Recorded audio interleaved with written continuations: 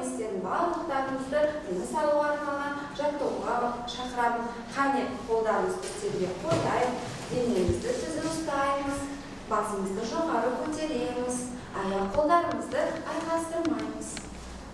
Көзімізді жұмамыз. Тыныс алу арқылы біздің ақылымыз демалады. Ауаны демалу арқылы бақыт пен қуанышты қабылдаймыз. Ал демімізді шығарған кезде өзімізді мазалайтын ойларды сыртқа шығарамыз.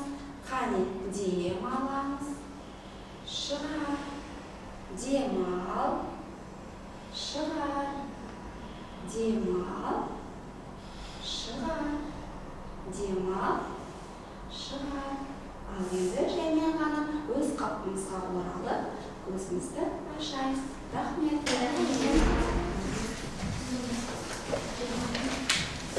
Жақсылық жасау дегенді қалай түсінесіздер? Адамның парызы, ақпейіл, жылы, лебі, ізгі іс, олар жақсылықтың нышаны. Айналада мұқият қарау, көмек қолын созу, әдептілік көрсету, сыпайы болу, бұның бәрі жақсылық болып саналады. Мысалы, сен біреуге көмек көрсететін болсаң, сен ерекше қуанышқа бөлінесің. Мысалы, саған жақсылық жасаған кезде сен қандай күйге бөлінесің? Өзге адамдар саған өзіңнің мейірімділігі, қуанышты күйге бөлінесің. Жақсы. Қандай қайырлы іс жасап көрдіңіз? Бір күні қыста қатты мұз болған кезде менің құлап қалғанмын тайғақ кезде. Сонда маған бір қарт әжей тұруға көмектесті. Мен оған өз алғысымды білдіріп, оған көмектестім. Жарайсың. Дұрыс айтасыздар балалар, жақсылық жасау ол әрбір адамның парызы, міндеті. Жақсылық жасау арқылы біздің жүрегіміз жылулыққа, мейірімділікке, жанашырлыққа бөлінеді. Ал жақсылық жасау арқылы біздер барша тірі жан бір-бірін жақындастыра түседі. Енді балалар, бүгінгі біздің сабағымыздың тақырыбы сүйіспеншілік пен жақсылық жолы. Дәптеріңізге бүгінгі сабақтың дәйек сөзін түсіріп алыңыз. Сүйіспеншілік жүрек жылуы, көңілге шаттық ұялатады. Халық танымалы.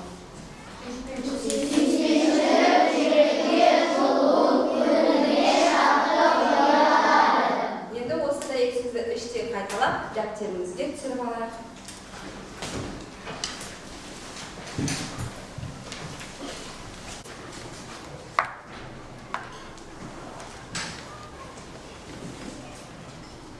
Жүрек жылу дегенді қалай түсінесіздер балалар? Кім бұл сұраққа жауап бересіздер?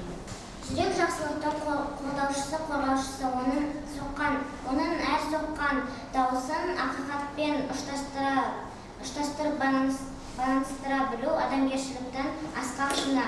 Ал осы қасиеттер адам бойында табылу үшін жүрегімізде сүйіспеншілік құндылығы болу керек. Жарайсыңдар жанат, рахмет. Осы әрекет жасағанда сол адамның жүрегі жылу болады.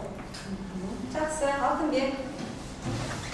Менің ойымша жүрек жылуы деген адамға жылы сөз айтқанда адамның жүрегі жақсы сезінеді. Аялым? Менің ойымша жүрегі жылы адам оның келбетіне, бет-бейнесіне қарамайды, оның ақыл ойына, істеген ісіне қарайды. Келесі сұраққа адамның сүйіспеншілігін қандай әрекеттерден көруге болады? Қане, кім жауап берсін келеді? Адамның сүйіспеншілігін оған көмек көрсетіп, немесе оған қайырымдылық көрсетіп, оның сүйіспеншілігін көруге болады. Дұрыс айтасыздар, балалар. Риясыз сүйіспеншілік ол асыл құндылық. Сүйіспеншілік адамнан адамға берілетін қуат. Риясыз сүйіспеншілікпен қызмет ету ол әр адамның парызы, міндеті. Риясыз сүйіспеншілік сый, талап, марапат етпейді. Адамның барша адамды өзін ғана ойлайтын адам емес, өзге адамдарды да ойлайтын риясыз сүйіспеншілігі, ізгі ниеті бар адам әрқашан бақытқа, шаттыққа кенеледі. Яғни бұл әлемнің барша жақсылығы не арқылы келеді? Сүйіспеншілік. Жарайсыздар. Балалар, бүгін мен сіздерге мынандай бір сыйлығымды алып келдім. Бұл риясыз сүйіспеншілік атты бейнеролик. Қане бірге тамашалаймыз ба?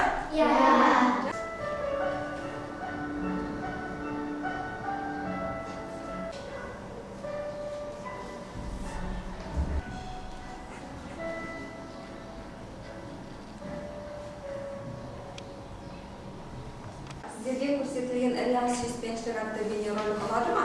Иә. Қандай әсер алдыңыздар балалар? Қане барлығымыз ой бөлісіп отырайық. Жақсылық жасау арқылы асыл қасиеттерін аша түседі. Жақсы адам болудың жолы оқу білімге ұмтылу, жақсылық жасау, еңбекке талпыну, өнер үйрену. Жақсылыққа жаны құмар адамның бойында қандай қасиеттер болады? Қалай білесіздер? Иә, Жанет, айта ғой. Жақсылыққа жаны құмар адамның бойында мейірімділік, қамқорлық, сүйіспеншілік қасиеттер болады. Адам жақсылықты не үшін жасайды деп ойлайсыздар балалар? Иә, айта ғой. Адам біреудің жасаған жақсылығына риза болып алғыс айтады. Алғыс айту әдептілікті білдіреді.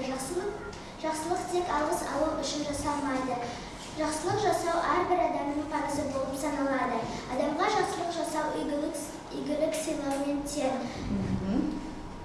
Алғысқа бөлену ол бақыт. Барлық уақытта да жақсылықтарға толы болады.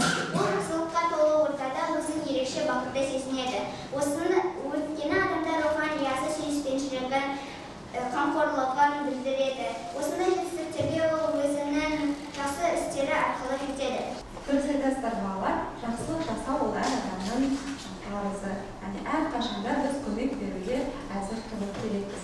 Шын ниетпен, адал көңілмен жақсылық жасау арқылы біз өзгелерге және өзімізге бақыт, қуанышқа бөледі екенбіз.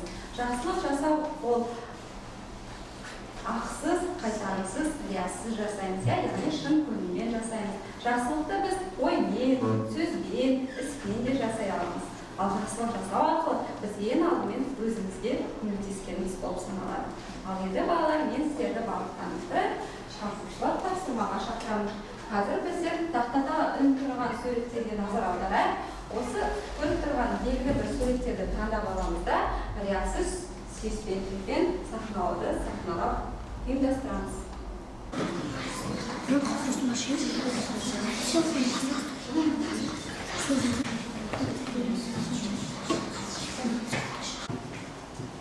Ашин, сен білесің бе, мен бүгін досыма көмектестім. Ал сен бүгін қандай іс жасадың? Мен ешқандай жақсылық жасаған жоқпын.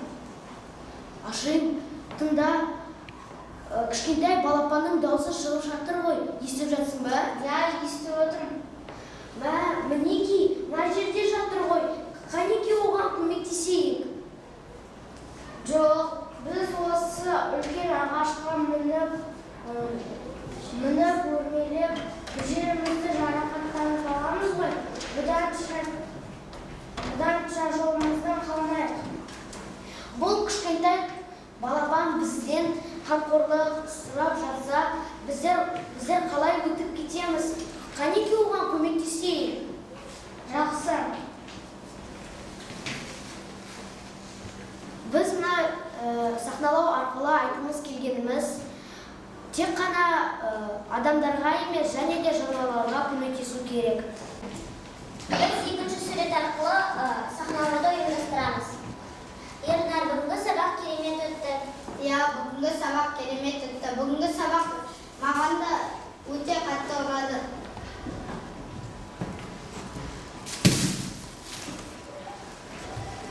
Нұржанат, менің көкемді ұстай тұршы.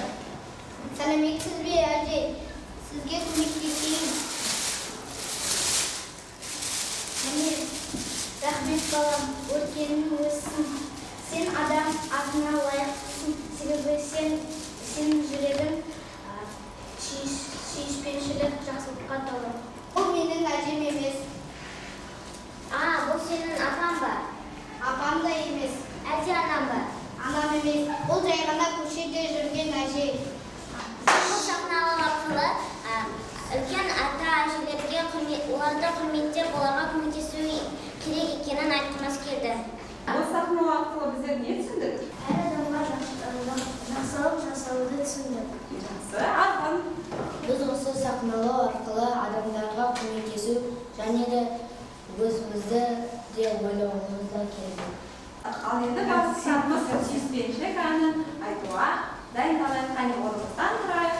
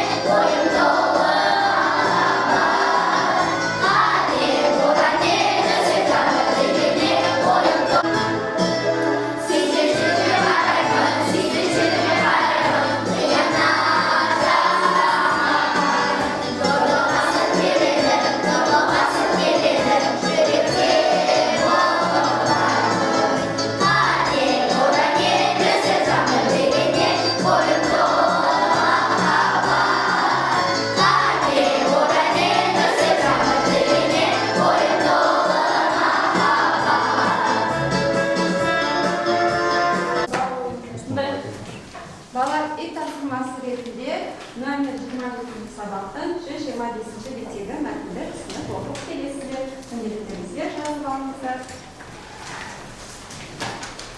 Балалар, қане соңғы тыныштық сәтіне дайындалайық. Қолымызды үстелге қояйық, денемізді тіктеп ұстайық, басымызды жоғары көтеріп, көзімізді жұмайық.